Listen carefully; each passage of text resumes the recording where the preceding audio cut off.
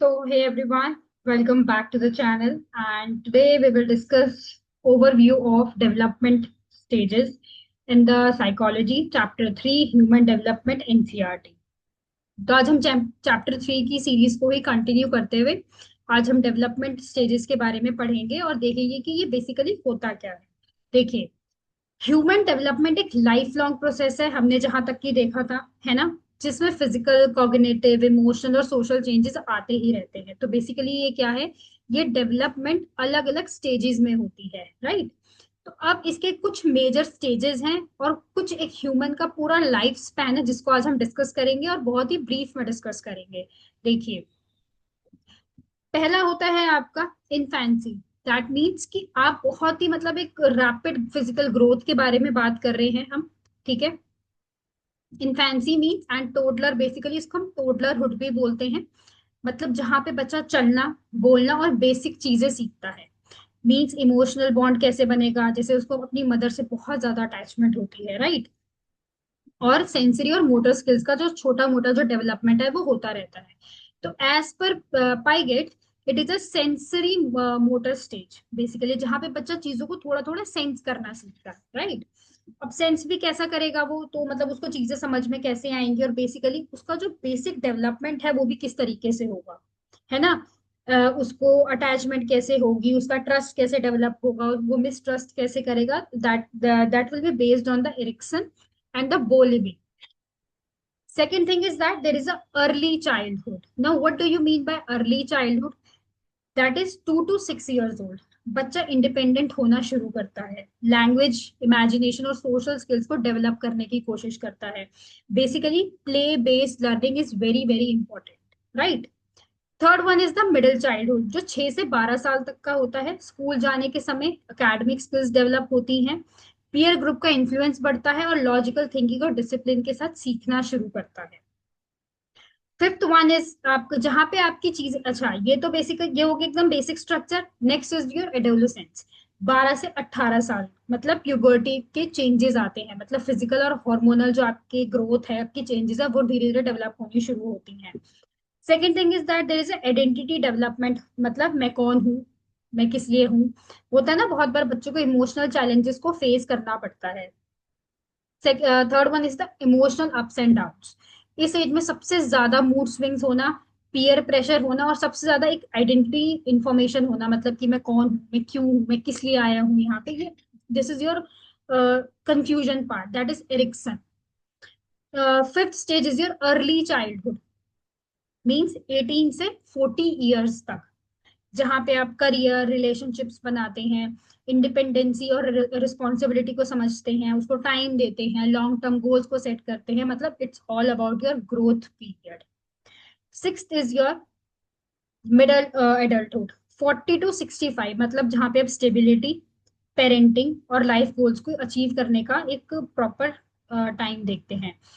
Physical ageing start हो जाती है, जनरेटिवली आप थोड़े सेल्फ डाउट को फील कर सकते हैं कि मैं, मतलब होता है कंफ्यूजन भी रहती है, बट आपका करियर भी चल रहा होता है, there are so many things will be happen around you.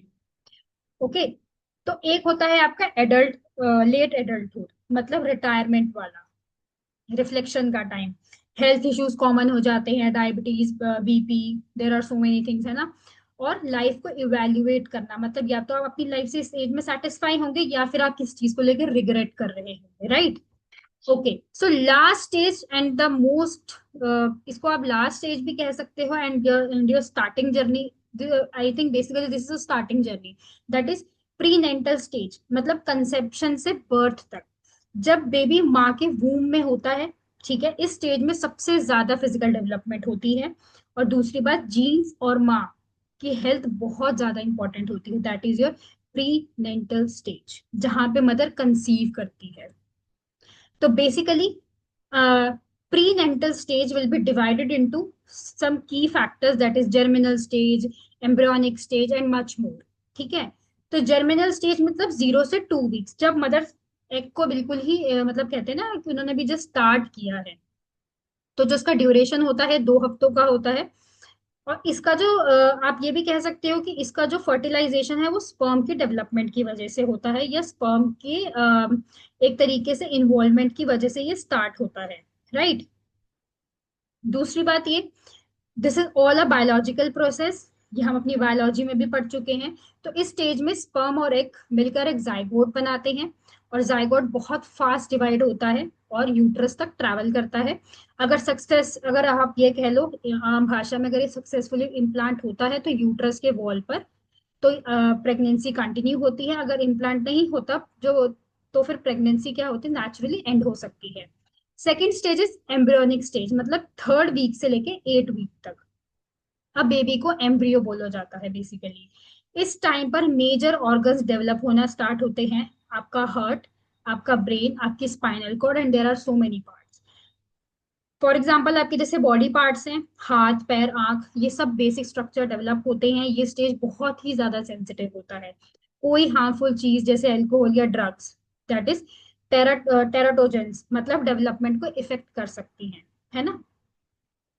Next आपका ये तो हो गया embryonic stage. Third sorry third is your foetal stage, 9th week से बर्थ तक।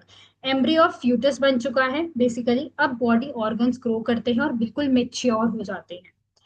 बेबी को मूवमेंट फील होने लगती है, usually around 4 to 5th month. Brain develop होना स्टार्ट हो जाता है और बेबी साउंड या लाइट पे रिस्पॉन्ड करना स्टार्ट कर देता है। होता है ना, मदर कहती है मेरे वूम में किसी ने किक किया, बेबी ने किक किया बेसिकली, क्योंकि उसकी अब डेवलपमेंट फास्ट हो गई है। और लास्ट वीक में बेबी वेट गेन करने लगता है और लंग्स बिल्कुल मेच्योर हो जाते हैं, मतलब अब बेबी बर्थ के लिए बिल्कुल प्रिपेयर है। So this is very important and very crucial part of the development of a birth of a baby as well.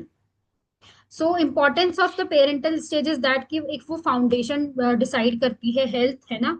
और क्या उसको न्यूट्रिशन मदर से मिल रहा है, क्या उसकी इमोशनल स्टेज, हम कहते हैं ना कि मदर का हेल्दी होना जरूरी है, मदर का खुश रहना जरूरी है, सो दैट कि जो बेबी है वो अच्छे से अपनी बॉडी को डेवलप कर पाए। So proper prenatal care can be prevent the birth defects. अगर मदर खुश रहती है, अगर मदर और फादर दोनों खुश रहते हैं, उनको अच्छा इन्वायरमेंट मिलता है, तो किसी भी बर्थ डिफेक्ट से बचा जा सकता है। और आप एक नॉर्मल डेवलपमेंट को प्रमोट करेंगे without any consideration of medicine. Basic medicine are important, but too much medicines will maybe affect your body as well.